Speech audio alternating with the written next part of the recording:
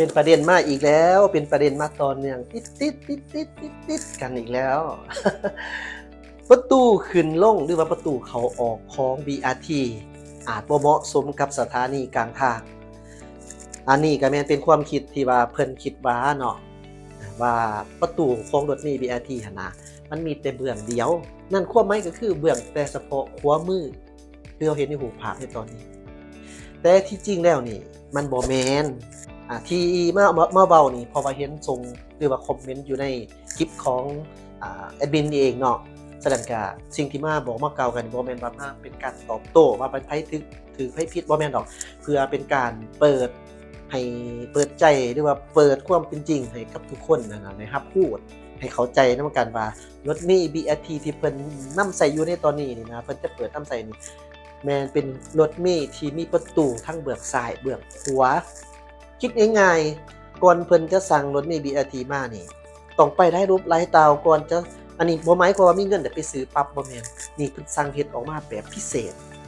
แล้วบัดนี้บวกกับการวางแผนออกแบบสถานีรถ BRT กลางทางคือเอาหูนำกันนั่นแหละแม่นออกแบบกลางทางฉะนั้นเวลาเที่ยวทางของบ้านเฮาประเทศลาวเฮาแม่นไปขวามาขวาแม่นบ่ว่าเฮ็ดสถานีกลางทางแล้วเพิ่นเซ็ตประตูขึ้นลงเบื้องขวามือ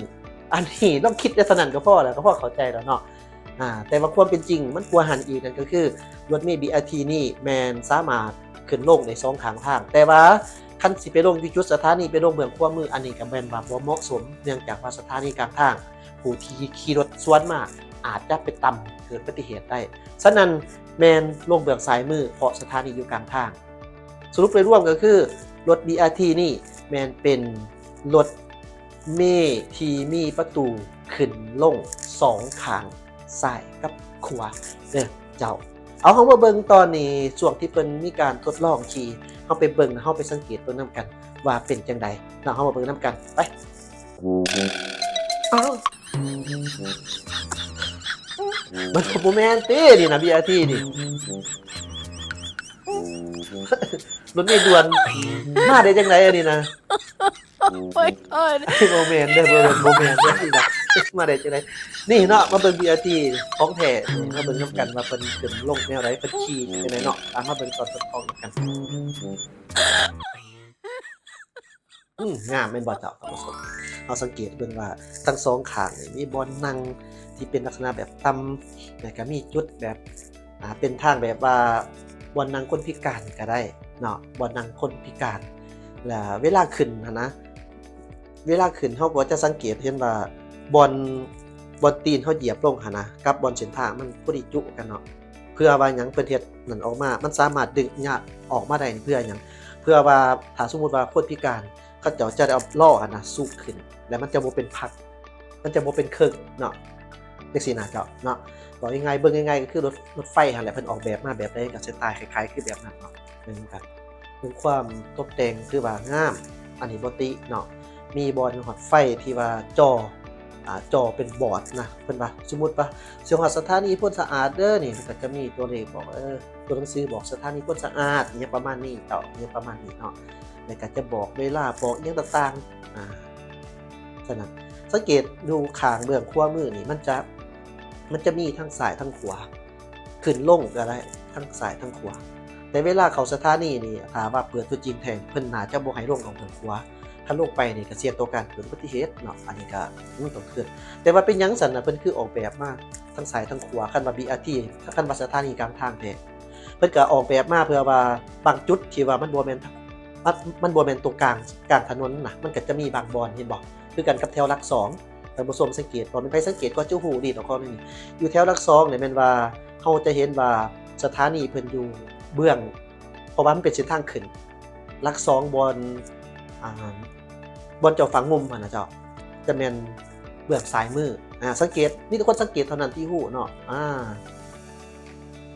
เบื้องซ้ายมือคือกันเนาะเพราะว่าขึ้นแล้วก็ลงเด้ขึ้นแล้วก็ลงฉะนั้นนี่เป็นสิ่งที่เฮามาแนะนำให้กันได้รับรู้เนาะบ่แม่นมีการลบบ่แม่นเป็นการมาตอบโต้ฉะนั้นบางสิ่งบางอย่างนี่เฮาก็สามารถเว้าได้เฮาอาจสามารถตำหนิติชมให้เพิ่นรับรู้ได้เนื่องจากว่าหยังเนื่องจากว่ามันได้รับผลกระทบแท้ ยกตัวอย่างก็คือจุดสถานีที่เพิ่นได้มีการสั่งทึบเนาะสั่งทุบสั่งฮื้อออกแล้วก็บอนคู่กันระหว่างเส้นทางกับเขามาหาบอนจุดรถเมล์ด่วนหรือว่าสถานีหั่นนะหรือว่าบอนขอบของ BRT หั่นแหละเนาะมันเอาออกว่าซั่นซะเพิ่นสั่งให้เอาออกแล้วเนาะฉะนั้นนี่แหละเพิ่นก็เห็นได้ถึงความสำคัญเดี๋ยวนี้หันมาเปลี่ยนแบบว่าแต้มเส้นใส่ถ้าแต้มเส้นแสดงมันจะเป็นเส้นที่สามารถเห็นแบบชัดเจนได้เนาะเป็นสีเป็นเส้นสีคล้ายๆคือ orange เนาะสีมักเกี่ยงยาวเหยียดไปเลยหั่นนะเพื่อว่าให้ฮู้ว่าแล้วของ BRT นี่ถามว่าเรื่องการตอบโจทย์ในอนาคตบ่นี่เฮาก็บ่กล้าจะบอกว่าตอบโจทย์ได้หรือบ่ได้เนาะเกี่ยวกับว่าเอาคันว่าสมมุติว่าเอาคู่กันออกแล้วมันสิเป็น BRT ได้บ่หั่นนะสมมุติว่าจังซี่เนาะมันเป็นไปได้แต่หากว่าเฮามีระเบียบพอหรือว่าเพิ่นมีเกี่ยวกับเรื่องกฎหมายบังคับใช้ในการใช้รถใช้ถนนโดยเฉพาะเป็นจุด BRT เนาะคันเฮ็ดว่าสมมุติว่าเฮ็ดออกมาแล้วนี่ให้เขาไปคือว่าถูกความหมายสมมุติว่าจังซี่เนาะอันนี้ก็เพิ่นก็บ่ทันได้ว่าได้อันนี้เฮาสมมุติซื่อๆเนาะฉะนั้นก็คือแบบว่าอาจจะตอบโจทย์ได้ถ้าหากว่าบ่มีแบบกฎหมายบังคับใช้อิหยังต่างๆแบบนั้นมั่นใจว่า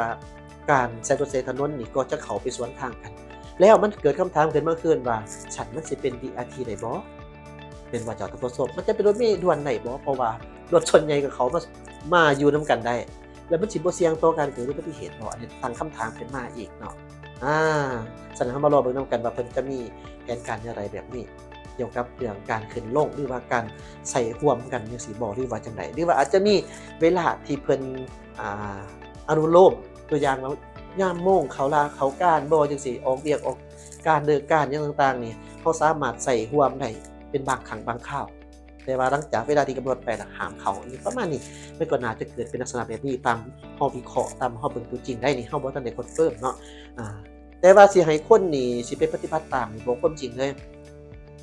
ท่านผู้ชมทุกท่านก็รับรู้ดีว่านิสัยของคนเฮามันเป็นจังไดเบิ่งการขับขี่แต่ละมื้อนี่ก็พอเข้าใจอยู่แล้วแหละเนาะฉะนั้นเฮาก็บ่แม่นว่าตำหนิไผผู้ใดผู้หนึ่งไปเบิ่งโดยสำรวจเบิ่งโดยที่เฮาเห็นนำกันว่าแต่ละมื้อละเว้นมันเป็นจังไดเนาะฉะนั้นก็เบิ่งนำกันว่าถ้าหากว่าเอาง่ายๆก็คือเฮาเห็นคู่มือสภาพคู่มือนี่การขับขี่รถอยู่บ้านเฮาเป็นแบบนี้แล้วเฮาไปเบิ่งโลดว่าการที่จะใส่สถานีเพื่อเข้ารถเมล์ BRT หั่นนะหลังจากที่เพิ่นเอาคู่กันกลางออกควรจะเข้าบ่มั่นใจว่ามีเข้าแน่นอนอยู่แล้วเนาะคันเฮาบ่เฮ็ดเรื่องเป็นการออกมาอันนี้เฮาก็มาแลกเปลี่ยนความคิดความเห็นสู่กันฟังเนาะสรุปโดยรวมอีกเทื่อนึงเนาะก็คือรถเมล์ด่วนนี่นะแม่นมีประตู2ข้างเด้อเจ้าบ่แม่นมีแต่ข้างเดียว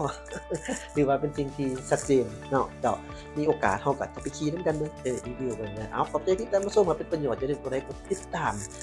ช่องนี้ไว้เด้อเจ้าที่เฮามีหยังเฮามาร่วมสู่กันฟังขอบใจครับ